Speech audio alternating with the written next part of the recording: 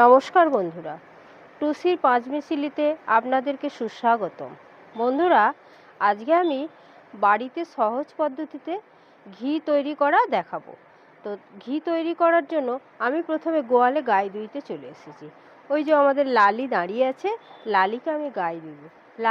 লালি বাছুর ছাড়াই দুধ দেয় ওর, আর এটা তো জার্সি গরু, এর দুধের ফ্যাটটা খুব ভালো। জার্সি গরু হলে সবসময় দেয় যে ফ্যাট হয় তা নয়, তো এর দুধের ফ্যাটটা খুব ভালো। এর দুধটা দুইতেও খুব সুন্দর, মাঠটা এর খুব ভালো।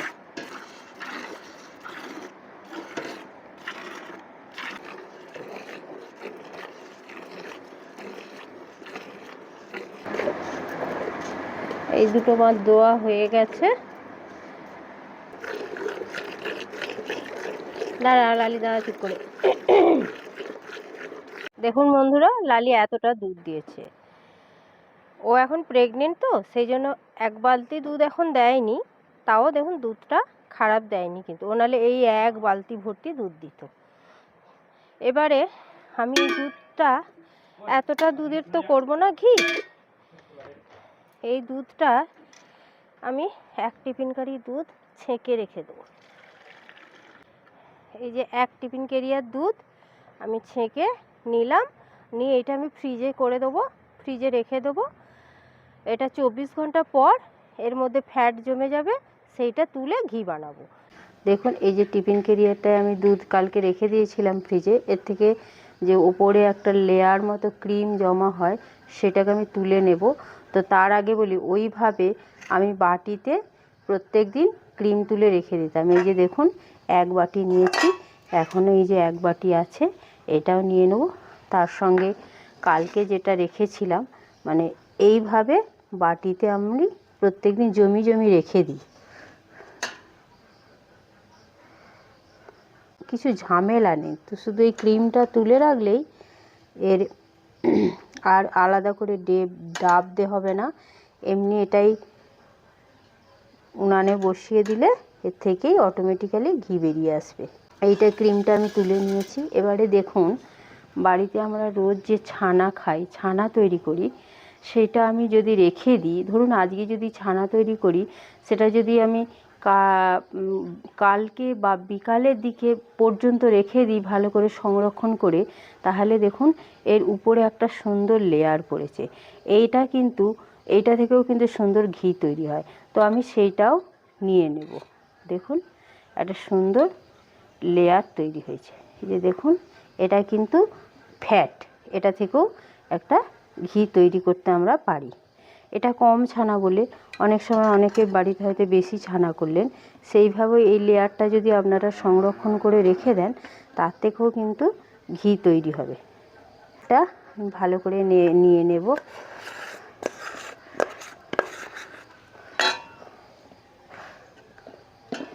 আর দুধের সর তুলে যদি ঘি করেন, তাহলে একটু ডাব দিতে হবে।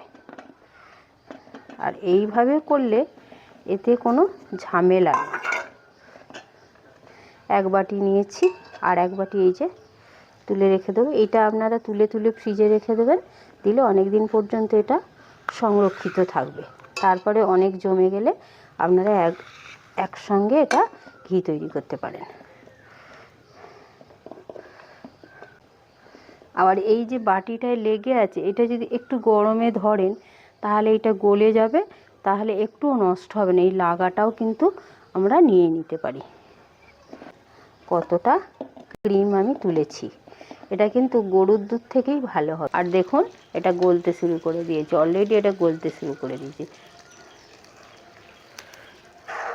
দেখুন, এটা পুরো চাই ছিল, এটা কিন্তু গলতে শুরু করে দিয়েছে। আর এটাকে আমি মাঝে মাঝে নেড়ে দেবো, তাহলে কি হবে, তলায় খুব একটা লেগে যাবে না। এইভাবে মাঝে মাঝে একটু করে নেড়ে দিতে হবে। আর এইটা রান্নার কড়াইতে না করে এমনি দুধের কড়াই বা অন্য কিছুতে করলে ভালো হয়, কারণ রান্নার কড়াইতে একটা ঝালের ব্যাপার থাকে, ঝাল উঠতে পারে। সেই জন্য অন্য রান্না, এমনি তরকারি রান্না হয় যে কড়াই, সেই কড়াই না করে অন্য কড়াইতে করতে হবে। দেখুন, পুরো উতলে উঠছে, এটা অনেকটা তো সেই জন্য উতলে উঠছে। এবারে আমি কয়েকটা গন্ধরাজ লেবুর পাতা নিয়েছি, এতে দিয়ে দেবো, তাহলে ঘিয়ের সেন্টটা খুব ভালো হবে।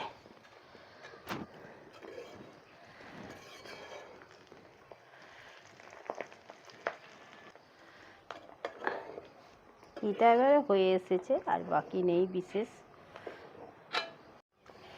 দেখুন বন্ধুরা, এবারে ঘিটা হয়ে গেছে। এই যে দেখুন, তলানি যেগুলো পড়ে সেগুলো দেখুন, এগুলো কালো হয়ে গেছে। এর থেকে আর ঘি বেরোবে না। আর ঘিটাও মানে সুন্দর পাকা ঘি হয়েছে। মানে যদি একটু কম ফোটাই সেই ঘিটার কিন্তু মানে লংজিভিটিটা খুব একটা বেশি হয় না। এইভাবে যদি পুরোটা এরকম সুন্দর করে এগুলো যদি কালো করে তারপর ঘিটা বের করা হয়, এটা ঘিটা কিন্তু অনেক দিন পর্যন্ত থাকে। এবার আমি ঘিটা নামিয়ে নেব। ঘিটা আমার ঠান্ডা হয়ে গেছে বন্ধুরা।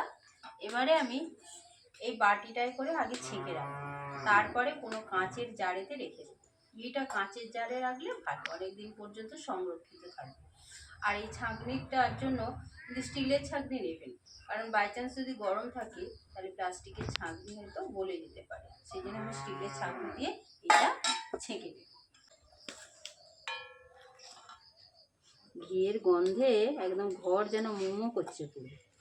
বাড়িতে তৈরি ঘি আর দোকানের ঘি কিন্তু আকাশ পাতাল তফাৎ। আপনারা এইভাবে বানাবেন, আপনারা নিজেরাই তফাৎটা বুঝতে পারবেন।